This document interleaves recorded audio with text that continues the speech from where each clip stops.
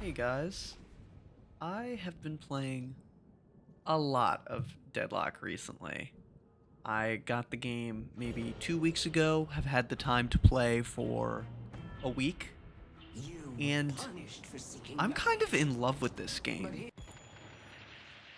I have been playing every character I can. I haven't gotten around to Calico and Yamato and a few other of the assassin characters. Can't really get a game as Haze. She's in almost every game. history is not But written in stone. still, I've been loving everybody I've played as, and I just wanted to kind of talk about what I love about this game. Hey guys, Future Max here, and I just wanted to say I'm playing Burger Cat's Electricity Storm build, and just wanted to plug that because I talk about it later and wanted y'all to know now. So, here we got a few people pausing at the start of the match. Don't really know what they're doing, but I just kind of wanted to explain what's going on for a few of my friends and why I find this game so enticing. Starting off, I really appreciate how long fights can be, especially at the laning phase. I love how long it's drawn out, how pokey it is, and how good it feels to finally land that kill. Even though they're only dead for about 7 seconds at the start, it still feels really good to land a frag, especially to get in damage on that Guardian. Laning phase is definitely my favorite part of the game because of just how balanced the fights feel.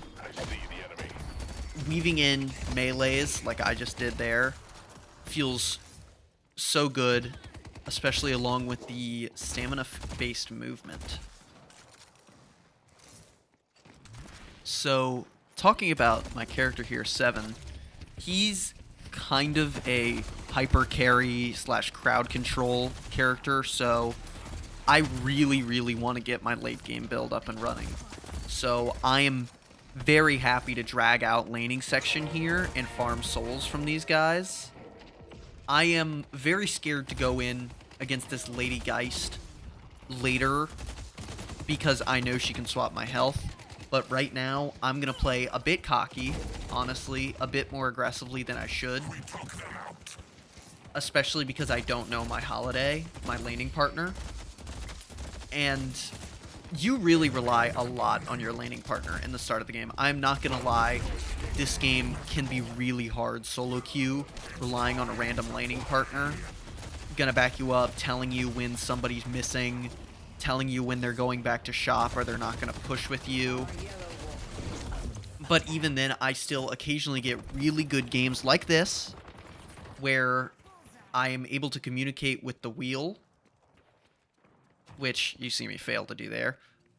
I don't talk at all in the voice chat, except for maybe once or twice in this game, and still the people did understand what I was saying just because I used the wheel, and that's really impressive to me. You'll get like one of these games every dozen, and that might be being generous.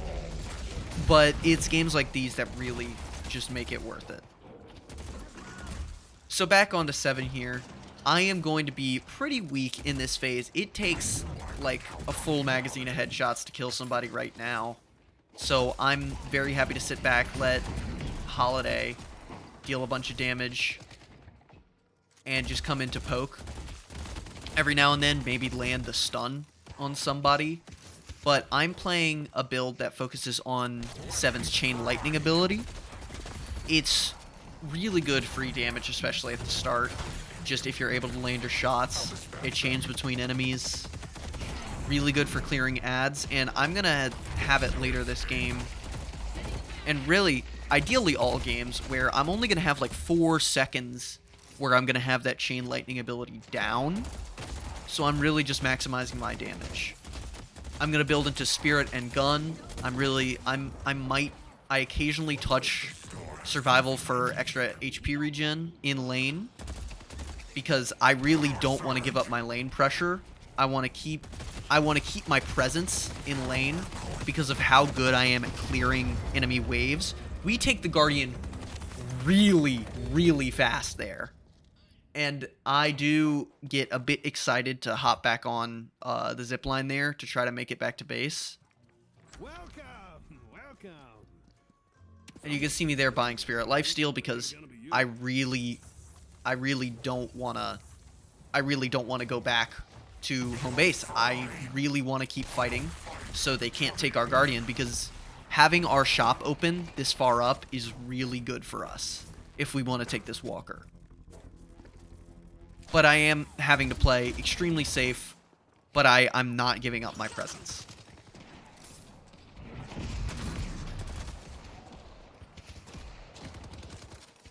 So coming up here, honestly, I'm about to do something really stupid.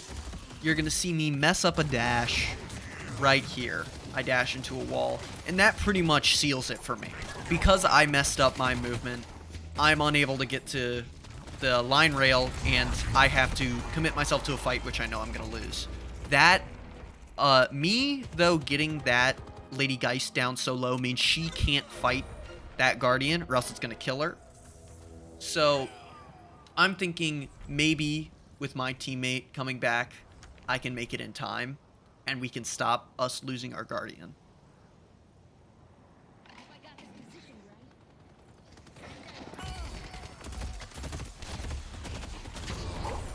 And we take both frags, and we pretty much steal the lane back entirely.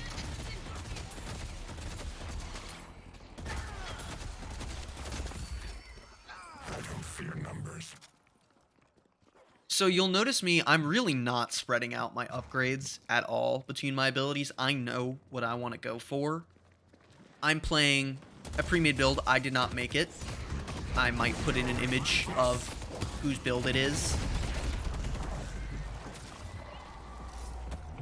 But here we're coming up on a fight with the Walker. And this is a really good place for me to be here. I'm going to throw out my ult here. Really just push them back into the Walker, and I'm hoping that if they stick around, I can activate my Chain Lightning here and hurt them while damaging the Walker. You can see me throwing out the Lightning Ball there, getting really good damage.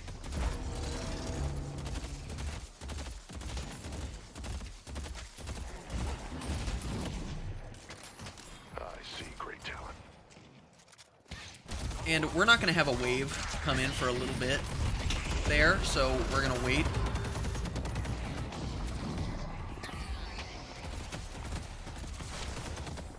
And here, both me and my Holiday are low, but we somehow managed to clutch this out, and sadly we don't have any waves, so we can't really capitalize on it. We don't have a wave of minions, so we can't really go attack the Walkers, so we both decide to go back to base. And on that, I'd like to touch on how some builds are just really, really good, and how some characters can really just snowball, and it might not be fun to play against. This game is still in active development. It's still closed. You have to be invited, and I recognize that.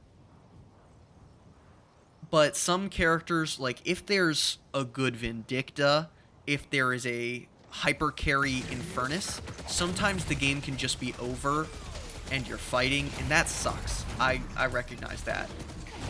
But then there are moments where your team comes together, you gank those hyper carries, you communicate, and that's really what I want from every match.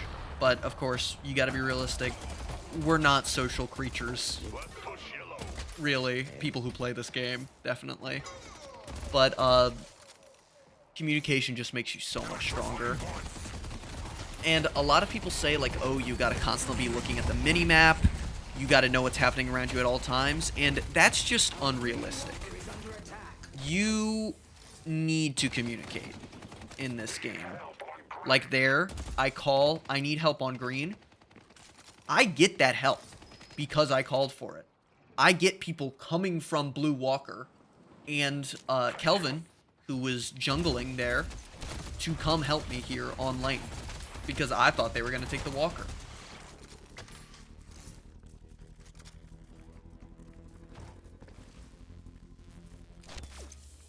I like to fill some of this silence in with my character by talking about how good this movement feels for a MOBA. I have, admittedly, I've not played a lot of MOBAs. I played a little bit of Smite and 2 games of League, and they really didn't click. But this game, being third person, and I know some people will compare Smite to this because, oh, it's another third person MOBA. It's really not. It's still, the perspective still feels exactly like League, but it's over your shoulder. That was a really bad ult. Don't do what I do, even if you have Spirit Lifesteal. I was just throwing something out, hoping that my team will pressure other lanes while I die. And that's stupid. Don't do that with randoms when you're not communicating. Now, I use boost here because I see my Kelvin is being pushed back by 2 people. So I come in trying to help him out. I'm able to clear the waves with the Chain Lightning that I've buffed up. I've got a lot of cooldown reduction on it. And that Haze has probably the play of the game there. Her ult getting canceled by the slamming Walker.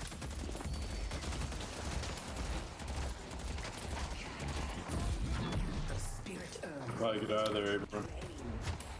Anyway, as I was saying about the movement, I really enjoy the stamina system and how you can buy items to make it better, but having characters start with a specific amount of stamina relative to their kits, I really enjoy that. And people having different lunging distances.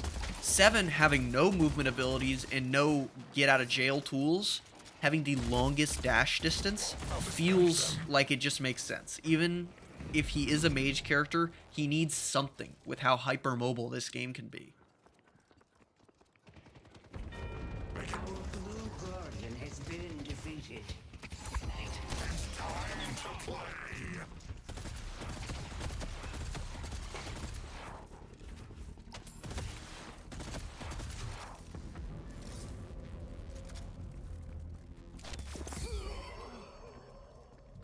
One of the things that I have had to get way better on in Deadlock is not just understanding what's going on. Like, I've watched a couple of videos about when things spawn, you know, what to do with each character. But one of the things I've had to focus on is the time it takes for me to make decisions. And you'll still see me fuck it up sometimes. Like, you'll see me commit to riding a rail but then turn around. And I'm still working on that, obviously. But I love how these decisions are what makes the game. And how they can change who wins lanes, who doesn't. Like me in this Kelvin, I ping the green walker because I see 2 enemies going for it. And I drop in behind them. Kelvin, he's slowly making his way, but really I'm fighting this alone until he can get here. I back up into the walker so I can hope he can absorb some damage, and I notice on the minimap that he's here. So I'm confident in taking this fight, and I'm ready to use my ultimate. But I see that Kelvin was able to use his ability to slow down that haze, and I can secure the kill. And like I said, I'm ready to use this ultimate as soon as I notice Shiv is here. And I'm hoping I can buy just enough time and just enough damage to get the rest of my team on green. And they do get here. And I'm very lucky that that happened, because that usually doesn't happen. But a team working together does get things done.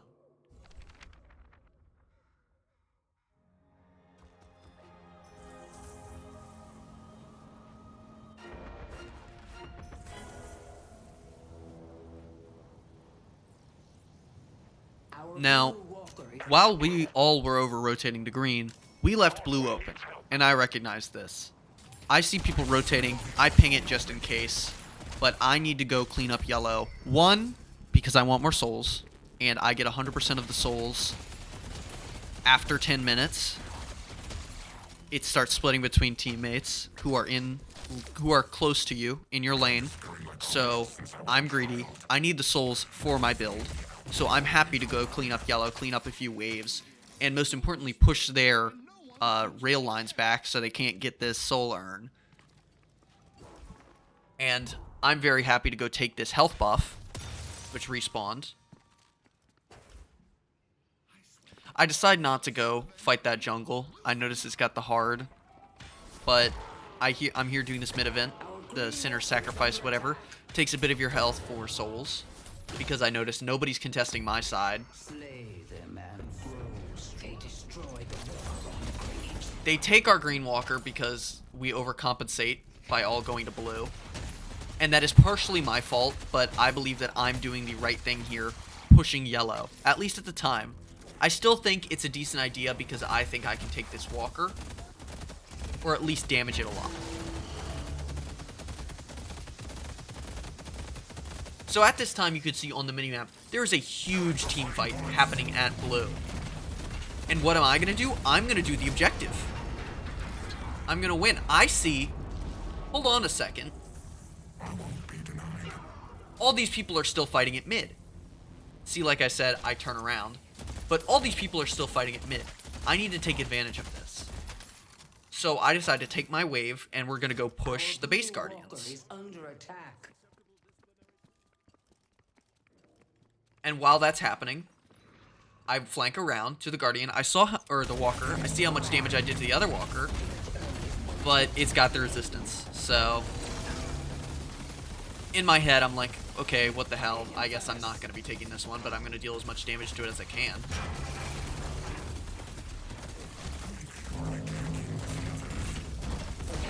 I notice great talents here. I'm ready to leave.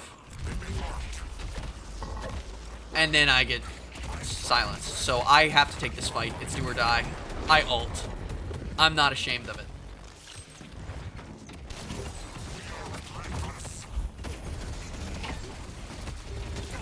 And I pick up the kill before I die.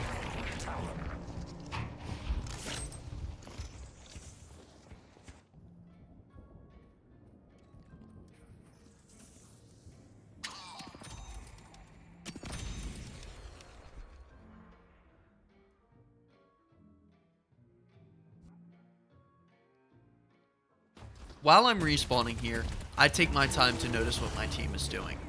I see they're all clumping up at mid. I look at their builds, I see how well they can handle it, and I take this time to speed boost all the way down green, because I think I can go take the green walker.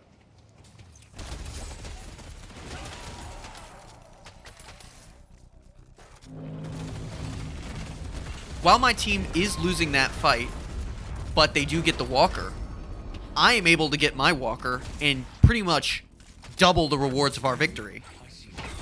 7, you're a goat, dude. Our blue walker is under.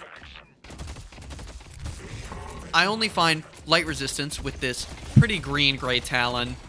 They are, they're not great, but my build is really starting to come together. I've got really good spirit buffs that go well with my gun, and I can see they're pushing all the way into the blue walker. I can take these base guardians. I start backing up because I want to go help with the blue walker.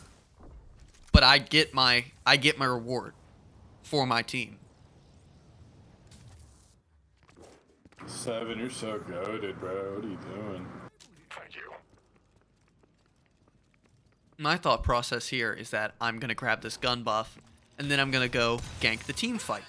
I'm going to go scissor on these people who are fighting at They mid. just keep fighting over nothing at mid, so I can just take their guardians. And that's me using one of my 2 interactions in game chat. I see Krill. And the fight's already over before I get there, which is a bit of a mistake on my part, but I decide I'm going to go rotate back around to green.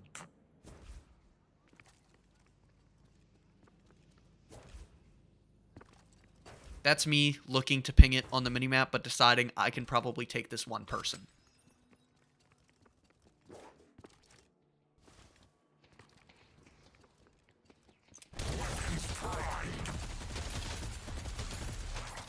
Assassins over here.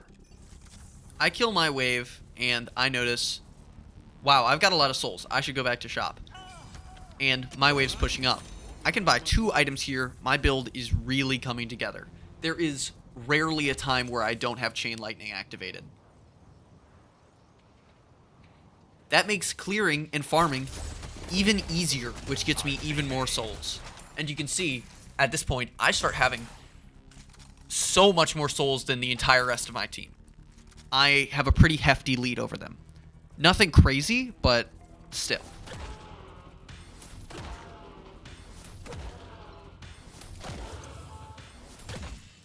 These breakables are another thing I really like about the game.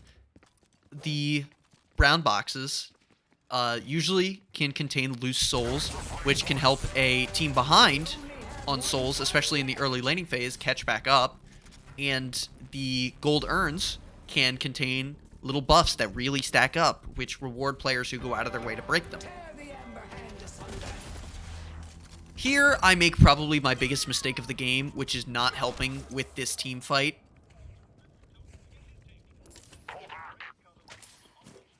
This is going to be my second interaction, me apologizing for not being there. And I have to go on the defensive here, but because I've been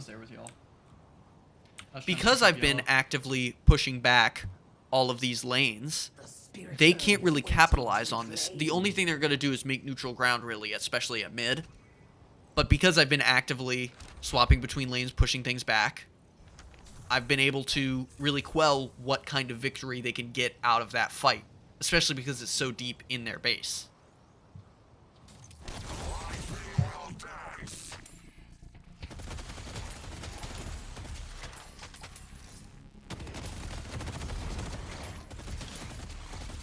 At this point, my fights are at their peak.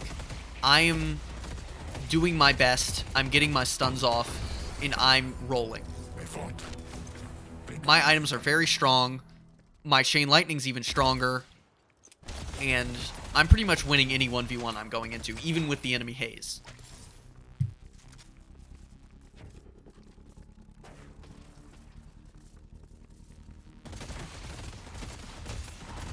One of the few complaints I have about this game is jungling is boring. There's no other way to put it. The neutral events are really boring. They just stand there and they shoot at you, and most of the time you just tank it and shoot at them. And for a game this active, it's boring.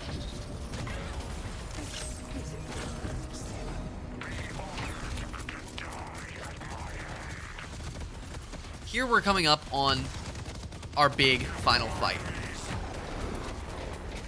And I'm just gonna let it play.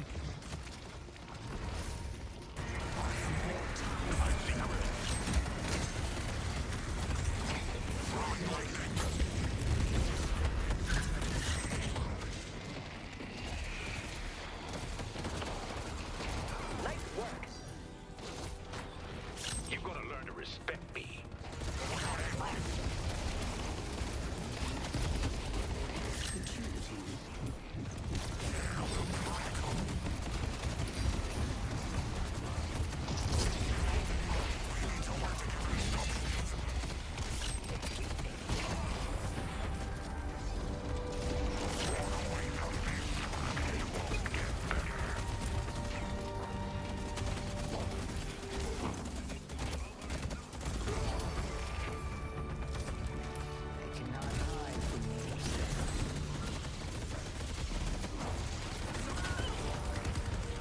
One of the things I will mention, which was a mistake, I think, is just not going to a secret shop while I had 7,000 souls.